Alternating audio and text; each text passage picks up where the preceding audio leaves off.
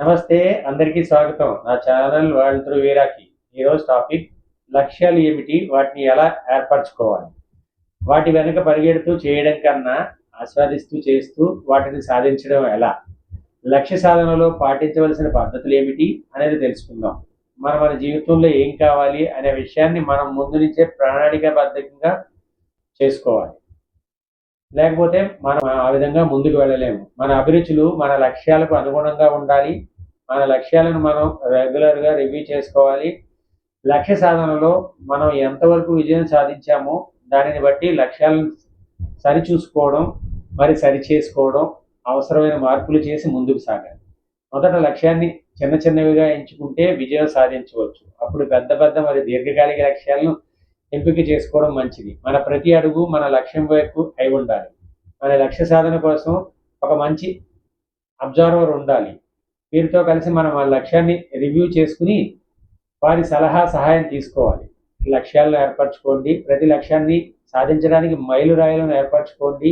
వాటిని సాధించడానికి అవసరమైన నైపుణ్యాలను పెంపొందించుకోండి.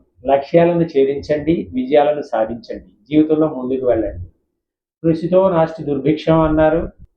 కృషి ఉంటే మనుషులు ఋషులవుతారు, మహాపురుషులవుతారు అన్నారు. లక్ష్యాలను సాధించడానికి కృషి చాలా ముఖ్యమైనది. కృషి చేయకపోతే మనకు ఎంత గొప్ప లక్ష్యాలు ఉన్నా మనం వాటిని సాధించలేము. సమయ పాలనలతో బద్ధంగా ఆత్మవిశ్వాసంతో ముందుకు సాగాలి. ఓటమి తర్వాత గెలుపు తథ్యం. ప్రయత్నిస్తే పోయేదేమీ లేదు. అనుభవం వస్తుంది లేదా విజయం వరిస్తుంది. నాకు సాధ్యం కాదు అనే మాటకు స్థానం ఇవ్వకండి.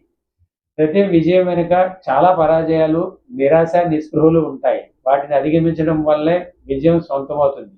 కష్టే ఫలి అన్నారు. కష్టపడే వాళ్ళే గెలుస్తారు. మీరు ఏమి కోరుకుంటున్నారు? ఉదాహరణకు మీ చదువు, ఉద్యోగం, సంపాదన, జీవిత భాగస్వామి, సొంత ఇల్లు, ఎక్కడ స్థిరపడాలి అనే విషయాలు ముందు నుంచి ఒక అవగాహన ఉండాలి. వీటిని మీరు మీ జీవిత ప్రధాన లక్ష్యాల వైపు లైఫ్ మిషన్ స్టేట్మెంట్గా రాసి పెట్టుకోండి. ఒక్కసారి ఎక్కడ వదిలేసామో అక్కడి నుంచే మొదలు పెట్టాల్సిన అవసరం రావచ్చు అని మొదలు పెట్టాలి కూడా.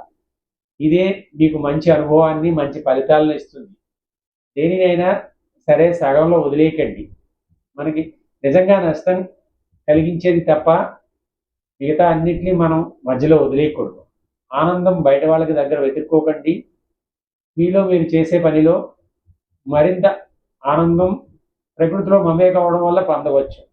మనకు ఎదురయ్యే ప్రతి వ్యక్తి, ప్రతి సందర్భంలో మనకు ఏదో ఒకటి తప్పక నేర్చుకుంటాము అతని నుంచి. ఇది మన అవగాహన మీద ఆధారపడి ఉంటుంది. నాణ్యానికి మరోవైపు ఉన్నట్లు మంచి చెడు రెండూ ఉంటాయి.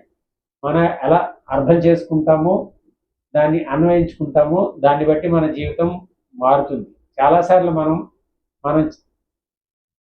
చేసేదాన్ని నమ్ముతాము, ఆకర్షింపబడతాము.